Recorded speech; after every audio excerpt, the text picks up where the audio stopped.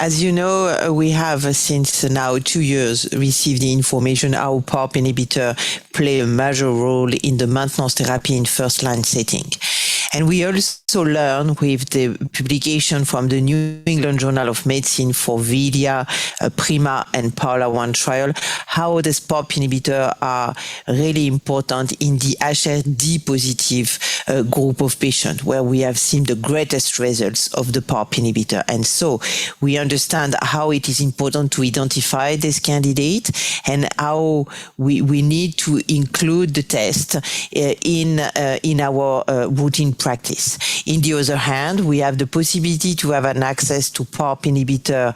beyond HRD positive population in monotherapy compared to the combination with olaparib and bevacizumab. So it is important to challenge the importance of this test and how to organize our pathway for the patient to be sure that all the patients can have an access to the combination or to the test to be sure that they receive the best option for them.